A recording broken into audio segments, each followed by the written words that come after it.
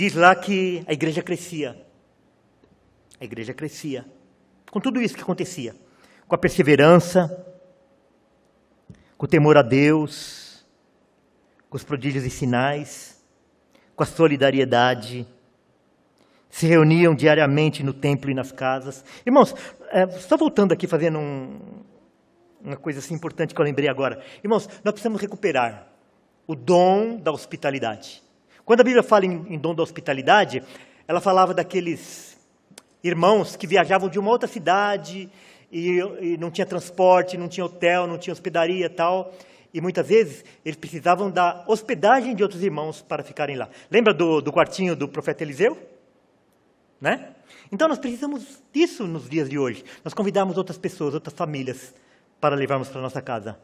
Para nós fazermos um almoço, um churrasco, um lanche, todos juntos. E nós ganharmos mais identificação, mais amor, mais proximidade com os irmãos. E como resultado de tudo isso, da perseverança, do temor a Deus, dos prodígios e sinais, da solidariedade, do fato deles se reunirem diariamente nos templos e nas casas, deles serem alegres, simples, deles viverem uma vida de louvor e de terem a simpatia do povo, a igreja crescia.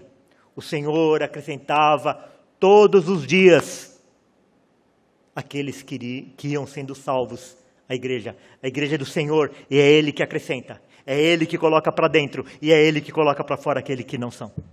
Não cabe a nós julgarmos, né, o joio e o trigo, mas é o Senhor que faz isso, através da sua palavra.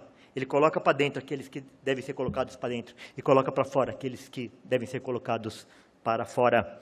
Mas nós olhamos lá que num dia é acrescentado 3.000 pessoas à igreja, no outro dia 5.000, e nós achamos que essa é a regra. Isso pode nos levar de novo a dois. Você viu que poderia ser assim, essa mensagem assim dos dois perigos, né? Tem muita coisa aqui que leva a dois perigos. E essa daqui também é uma coisa que leva a dois perigos. Primeiro, nós pensarmos que aquilo é a regra. Que a cada sermão, 3.000 pessoas, 5.000 pessoas, e todos os dias pessoas novas na igreja.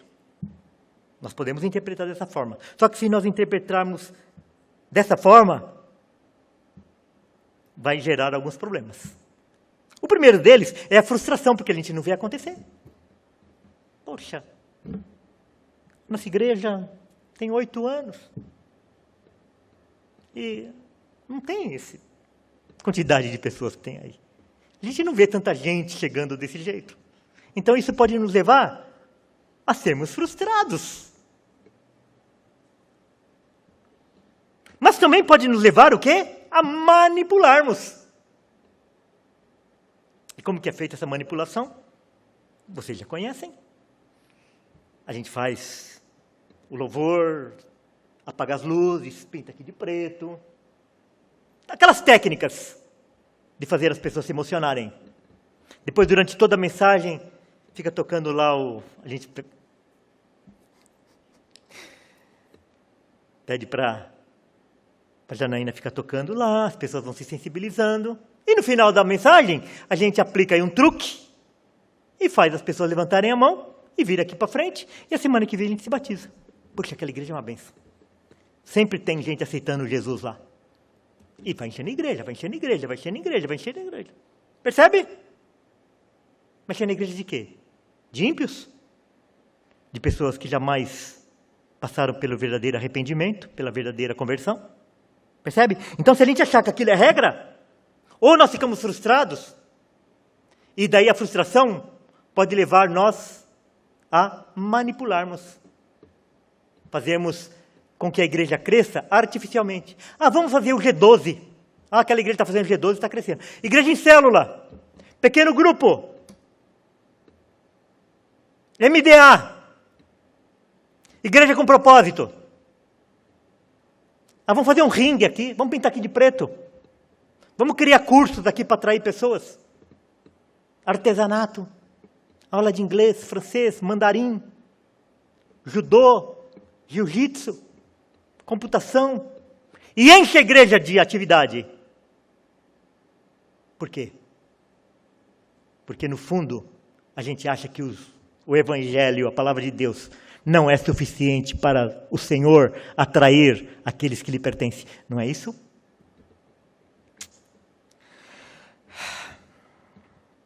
Então, primeiro grande problema é nós acharmos que aquilo é literal. E daí ou a gente se frustra ou a gente manipula. Mas um outro fato é nós não nos preocuparmos com o crescimento da igreja. Não, aquilo lá é para aquela época. Então a gente não se preocupa mais com o crescimento da igreja. E se nós pensarmos assim, também vai gerar alguns problemas. Igrejas mortas. Crentes mortos. E esse pensamento pode ser fruto de algumas coisas. O primeiro é um falso zelo. A nossa igreja não cresce porque nós seguimos a doutrina dos apóstolos. Então as pessoas não querem saber.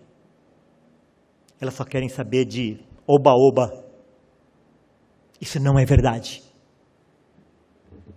Nós vivemos um momento muito difícil no evangelicalismo brasileiro. Mas ainda as pessoas estão com seus corações abertos para o evangelho. Deus ainda tem muitos dos seus escolhidos aqui nesta nação, nessa terra. Ainda a palavra de Deus, ela é bem-vinda em muitos lugares. E muitas pessoas querem justificar o não crescimento da igreja a um falso zelo. Não, a nossa igreja não cresce porque as pessoas querem oba-oba. Eles querem louvorzão. Daí a igreja é carrancuda. A igreja não recebe bem. A igreja não faz a sua parte. E usa um falso zelo para justificar aquilo que está acontecendo na igreja. Eu fui pregar numa igreja e eu tinha tido 1 ano antes lá. E quando eu fui pregar, a igreja tinha 30 membros. Depois de 1 ano, eu voltei, a igreja continuava com o mesmo número de pessoas, 30 membros. E eu perguntei por quê. Esse bairro aqui é muito difícil, as pessoas não querem saber. Irmãos, um bairro populoso, cheio de pessoas, cheio de igrejas. E aquela igrejinha lá, depois de 1 ano, com as mesmas 30 pessoas. O que justifica? Nada justifica, a não ser a preguiça, a negligência. Nos dias atuais é isso.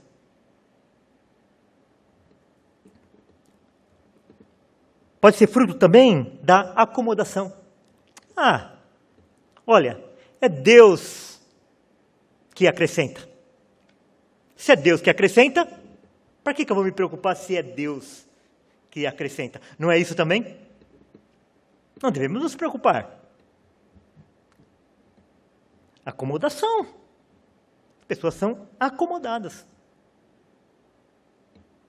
Preguiçosas. Negligentes.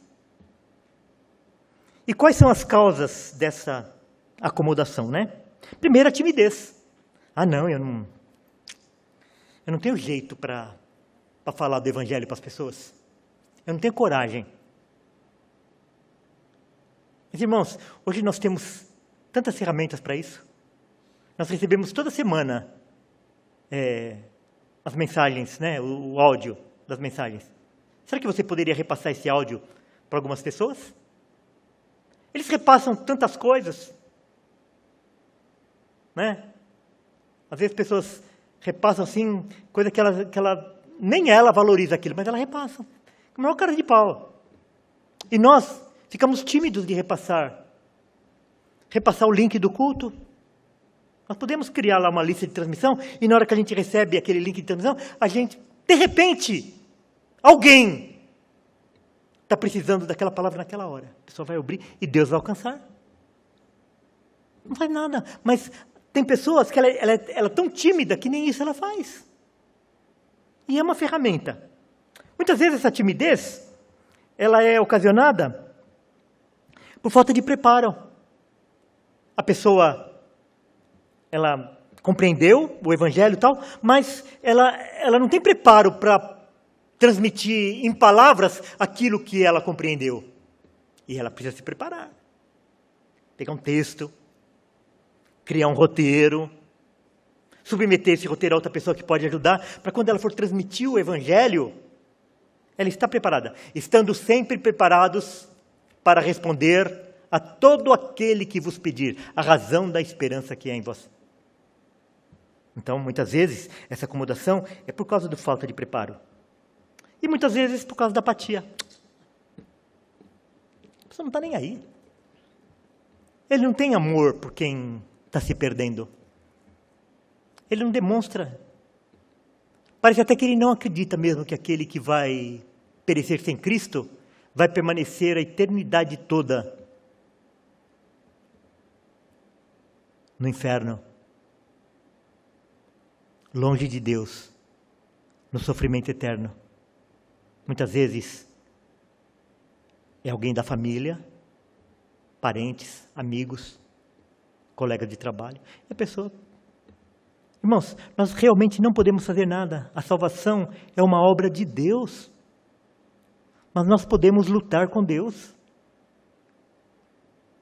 Nós não falamos que Deus ainda continua fazendo milagres? Deus continua fazendo milagres. Ele pode mudar o coração daquela pessoa que você ora, ou que você precisa orar por ela. Não desista. Não desista. A nossa oração, muitas vezes, é um meio de graça. Deus nos levanta para orar por alguém que Ele ainda vai chamar para o seu reino. Atos 1:8. Mas recebereis poder ao descer sobre vós o Espírito Santo, e sereis minhas testemunhas, tanto em Jerusalém como em toda a Judéia e Samaria e até os confins da terra. Então nós recebemos o Espírito Santo quando nós recebemos a Cristo, para que nós possamos ser testemunhas de Cristo. Muitas vezes o testemunho de Cristo é nós falarmos, mas pode significar também que nós vamos morrer por causa de Cristo. Romanos 10:14. Como, porém, invocarão aquele em quem não creram? E como crerão naquele de quem nada ouviram? E como ouvirão se não há quem pregue? Então, é através da pregação que Deus vai chamar os seus eleitos. E você pode ser uma ferramenta para isso. De várias maneiras. Porque você pode falar. Você pode testemunhar a respeito de Cristo. Lembrando que não tem testemunha de boca fechada. A testemunha, quando ela é convocada pelo juiz, ela é convocada para ela falar. A testemunha que fica calada não é testemunha. Então, mas nós podemos falar através da nossa própria voz. Ou nós podemos compartilhar o áudio da mensagem que a gente recebe, o link das pregações, etc. Tantas maneiras. Irmãos, de novo, voltando a falar sobre nós abrirmos nossa casa. Muitas vezes nós queremos que algum amigo, alguma família seja alcançada pelo Evangelho. Isso dá trabalho. Porque nós precisamos de estratégia, a gente precisa convidar. Muitas vezes a gente precisa se oferecer para ir buscar a pessoa na casa dela. Trazer a pessoa para fazer um lanche. São tudo estratégias que nós precisamos ter para atrair as pessoas. Elas serão trazidas ao Evangelho por Cristo. Mas Ele utiliza desses meios, da simpatia, daquilo que as pessoas veem em nós.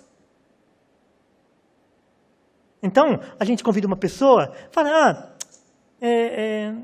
eu vou. E dela não vem. Mas por que você não foi? Porque na hora aconteceu isso. Mas fala assim, vamos domingo na igreja? Vamos. Você não quer ir fazer um lanche lá antes da minha casa? Você não quer almoçar comigo e depois nós vamos?